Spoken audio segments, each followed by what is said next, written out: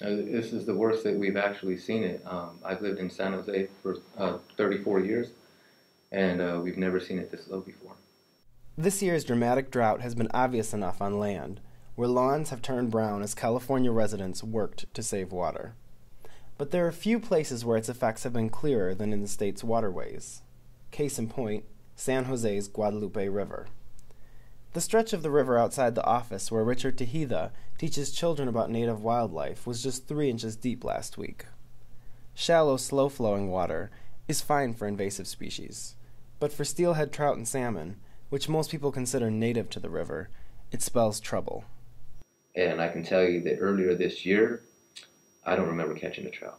Last year, I caught about 50. To make the problem worse, local officials don't have a good grasp on how the numbers of steelhead and salmon in the river change each year.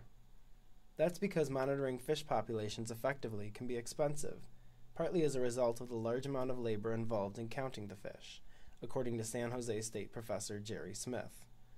Currently, no one does official counts of steelhead or salmon in the Guadalupe River. Because of that, it isn't clear how the drought has affected their numbers. Part of why Tejeda is concerned is that the steelhead and salmon in one river are genetically different from those in the next. If all the fish that breed in one river die, their genetic strain could be wiped out altogether. That may or may not be a problem, Tejeda says.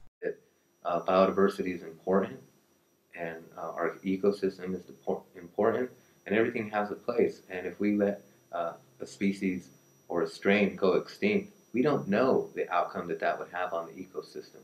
We don't know exactly what the benefits were of having them in this geologic area, And so that's just the importance in general, is that we don't know what's going to happen if we let them die or go extinct.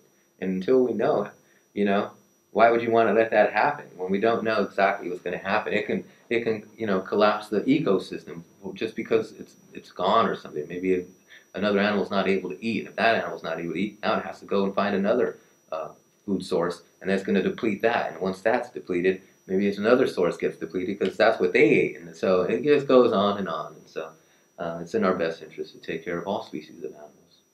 There are a number of possible solutions. Tejeda believes a good option is optimizing a bypass on the Guadalupe River for salmon and steelhead spawning. And so a good idea would be to, in a drought area, have big storage containers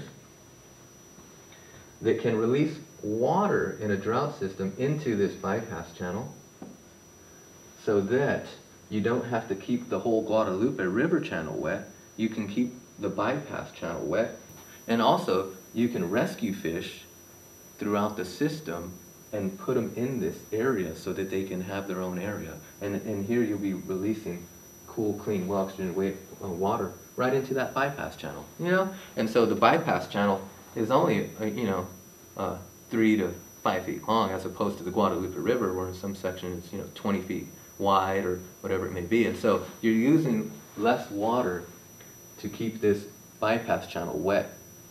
Another option is prioritizing releasing water from the county's reservoirs into rivers instead of washing cars and watering lawns. Santa Clara County's Water Board is considering a proposal to do just that. The plan would help lower the risk that the river would dry out too early in the year, stranding fish, and it would add colder reservoir water, which is better for the fish's health and makes it more likely that their eggs will hatch. Former Water Board member Brian Schmidt says passing new policies limiting residents' water use could save enough water to make the proposal feasible. My last board meeting, the last thing I got to say was that we should circulate for discussion just banning outdoor watering during the wintertime. I mean, it rains in the wintertime. Why should people water during the wintertime? Water Board Committee member Nancy Smith says it's also important for residents to save water on their own to help the fish. I think everybody needs to get a bucket and start collecting their their shower water, and start flushing their toilets with their shower water. You don't have to flush every single time. And we haven't really started things like, if it's yellow, let it mellow. If it's brown, flush it down. But we're going to need to start that pretty soon. It's going to get bad if we don't get more rain soon. So I think just being really cautious about water and treating it like liquid gold.